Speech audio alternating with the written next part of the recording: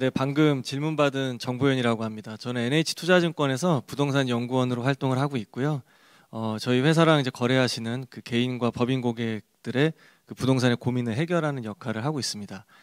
주택시장 요새 그 많이 관심들 갖고 계시고, 그럼 질문해 주신 거에 좀 답변을 좀 드리자면, 세금이 굉장히 좀 중요한 영역이죠. 그리고 금리에 따른 뭐 비용도 중요하겠지만 사실 그 취득과 보유, 양도하는 시점까지 계속 세금이 따라오지 않습니까? 그래서 실제 명목 수익률보다 세후 수익률, 실질적으로 내 계좌나 지갑에 그 투자가 종결되는 시점에 얼마가 들어오는지가 중요하다고 할 수 있겠죠. 그 일례로 그 작년 연말이었는데요. 이제 대선 시즌을 앞두고 나서 뭐 용산 지역에 대한 기대감이 이제 굉장히 관심이 집중되고 있었을 때 이촌동에 주택을 보유한 그 지인이 있었는데요. 아무래도 이제 GTX 개발과 이제 뭐 그런 가족공원 그리고 뭐 이제 그쪽에 이제 뭐 고밀도 개발에 대한 기대감을 가지고 그 시티파크 2단지를 추가로 매입을 하겠다는 지인이 생긴 거예요. 그러니까 그분은 이제 1주택자였고 이제 한강 대우 아파트를 보유하고 있었거든요. 그때 보유세가 300만 원이 채 되질 않았습니다. 그리고 52평짜리를 그때 가격으로 28억에 취득을 하겠다라고 했는데, 그러면 목표하는 수익은 어떻게 되시냐고, 그러니까 보유 기간과 요구 수익률을 물어보니까 한 5년 보유를 한 다음에 한 10억의 차익을 남기고 팔겠다라고 하는 거예요. 그래서 그게 28억짜리가 38억까지 가는지 안 가는지에 대해서 뭐 제가 그거를 뭐 알 수는 없고요. 알 수는 없고, 일단 그러면 5년 동안 10억의 뭐 가치 상승이 있다라고 가정을 하고 나서 나중에 출구로 나왔을 때 그럼 얼마 정도가 남을 거고, 이거를 보유 기간 동안 5년을 나눴을 때 연수익률이 몇 % 될까 혹시 계산해 보셨냐고 얘기를 한 다음에 한번 해봤습니다. 했더니 그 규제 지역에서 주택을 이제 2주택부터 취득하게 될 때는 취득세가 중과가 되잖아요. 그래서 8% 취득세 중과를 하게 되니까 여기서만도 벌써 2억 5천 정도가 발생이 되고요. 그리고 2주택이 되면서 뭐 지금은 이제 공정시장가액 비율이 60%로 됐지만은 그 당시 기준으로 했을 때 300만 원 정도 내던 1년의 보유세가 한 7,500만 원으로 늘어나는 겁니다. 그리고 10억이 올랐어요. 그 38억에 양도를 했을 때 이거는 이제 실수요로 취득한 주택이 아니기 때문에 실거주를 안 했지 않습니까? 지금은 이제 내년 5월까지 다주택자에 대한 양도세 중과를 유예해 주지만 일단 그때 중과를 적용받는다라고 하면 2주택이니까 이제 플러스 20%가 중과가 되는 거잖아요. 그랬더니 6억 5천 정도가 양도세가 나오더라고요. 그러니까 분명히 10억이라는 차익이 발생이 됐는데 취득세 2억 5천 내고 그리고 7,500만 원씩 5년 동안 내고 그리고 양도할 때 6억 5천을 내니까 파는 순간 한 2, 3억이 손실이 나는 마법의 순간으로 빠져드는 이런 이제 시나리오가 나오더라고요. 그래서 집을 사지를 않았습니다.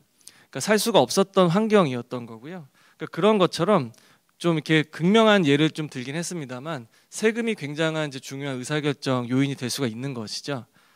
그래서 앞으로도 당연히 이제 자산 관리하는 측면에서는 이 세금 관계를 따져봐야 된다라고 말씀을 좀 드리고 싶고요.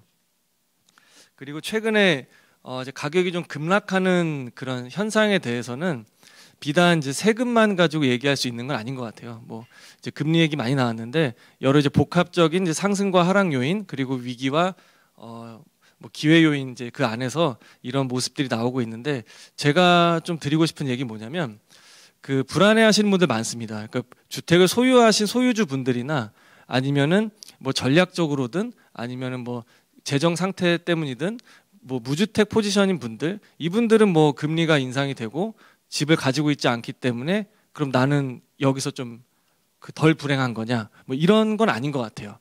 양쪽 다 지금 불안해하는 건 마찬가지인 것 같습니다.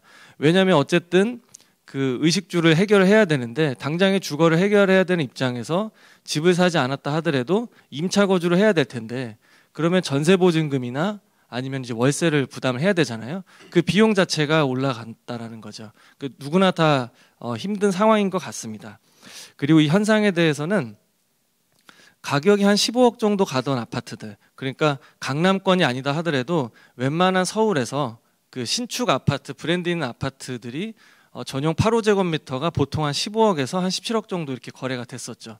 이제 그랬던 아파트 가격이 여름 지나면서부터 갑자기 뭐 이상 거래라고 할 수 있을 만큼 4, 5억씩 뚝뚝 떨어지는 그 거래를 이제 아마 뉴스를 많이 접해서 보셨을 거예요. 그래서 20억 가던 아파트가 14억에 거래되고 15억 가던 게 10억, 11억 이렇게 거래되고 뭐 한 11억, 10억 가던 게 한 7, 8억 정도 어제도 그렇고 이제 실거래가 뜨고 있거든요. 그러면 체감하는 그 뭐 하락률은 한 25에서 한 30% 남짓 정도 되는 것 같아요. 그 대부분의 아파트 단지들은 한 15% 아래로 매물들이 좀 나오고 있는 모습들인데 상당히 좀 경착륙을 하고 있는 모습이고 우려스러운 부분이 많이 있죠. 그러면 여기서 얼만큼 더 떨어질 것이냐, 여기서 반등합니까? 라고 물어보시는 분들은 최근에 많이 있지는 않은 것 같더라고요. 그러면 얼만큼 더 떨어질 것이냐라고 했을 때 일단 한 달, 두 달 남은 올해보다 내년이 더 불안할 것 같은 느낌이 드는 건 사실이지만 저는 한 1차 저지선 정도는 온 것으로 생각이 됩니다. 그러니까 예전에 우리가 한번 그 기억을 한번 복기를 해보면 강남 재건축의 상징성이 강한 음마 아파트가 2009년도부터 2013년도까지 한 5년에 걸쳐서 한 30% 정도 가격이 좀 하락을 했었거든요. 근데 지금 이제 금리 인상도 보면 예상을 훨씬 훌쩍 뛰어넘는 그 속도와 그 깊이로 빠르게 진행이 되고 있잖아요. 그러니까 서서히 진행됐던 거를 최근에는 좀 단기간에 이렇게 가격이 움직이는 모습들인 것 같아요. 그러니까 예전에는 한 3년에서 5년, 좀 길게는 한 6, 7년에 거쳐서 움직여야 되는 그런 가격 하락폭이 지금 불과 몇 달 사이에 이루어지고 있는 모습들로 생각이 되고, 아까 말씀드렸던 대로 세금에 대한 뭐 요인 이런 것들로 인해서 거래가 쉽지 않다 보니까 사실 표본이 없어요. 그래서 저한테도 많이 질문하시는 게, 한 아파트 단지에서 시세가 만약에 15억으로 되어 있는데 만약에 이게 지금 현재 12억이다라고 하려면 거래가 보통 몇 건 정도 집계가 돼야 이걸 인덱스로 볼 수가 있습니까? 라는 질문을 많이 하는데 거래 거의 없잖아요. 그러면은 이 거래 한두 건 가지고 전체 시세가 떨어진 것으로 인식을 해야 되는 것이냐라는 이제 다음 단계의 고민을 하게 되는데, 앞으로의 시장은 지금 가격에서 떨어질 수는 있겠지만 일단 이 정도 선에서 거래가 좀 늘어나는 표본이 좀 확대되는 시장 분위기로 갈 것 같아요. 그러니까 매도자들도 버티기를 하다가 지금 이 정도 가격에서는 슬슬 호가를 낮춘 매물들도 조금씩 출회가 더 되고 있고, 이 정도면은 필요로 했던 수요자들 중에서 이 정도면 좀 살만하겠다라고 하는 그 수요층이 좀 붙기 시작하면서 잠실과 같이 이제 한 단지마다 세대 규모가 큰 단지들 있잖아요. 그쪽에서도 단 한 건이 아니라 여러 건씩 이렇게 좀 복수 거래가 나오는 거 보면 이 정도에서 조금 더 퍼진 표본이 많이 나올 것이고, 그리고 나서 내년에 2차 하락을 할 것이냐 아니면 여기서 좀 더 좀 유지가 되는 분위기 갈 것인 건지는 좀 거시적인 매크로 환경에 대한 요인을 가장 크게 받을 것 같고, 그 금리 요인하고 키 드라이버는 그 정책이 가지고 있다라고 저는 생각을 합니다. 근데 정책이 지금처럼 시장 상황을 예의주시하고 있고 순차적으로 완화하겠다라는 기조에서 이제 금리 변동처럼 그 확 규제를 한 번에 이렇게 그 풀 수 있는 이렇게 좀 파격적인 규제 완화가 와주면 그때는 좀 매수 심리가 좀 살아날 수 있지 않을까 생각을 좀 하고 있는데, 이건 좀 지켜봐야 되는 부분 좀 있는 것 같고요. 그러니까 시장 상황은 여기서 추가 하락은 뭐 예상할 수 있겠지만 일단은 여기서 조금 더 그 가격 확대가 거래되는 게 좀 늘어날 것 같다, 이렇게 좀 생각을 좀 하고 있습니다.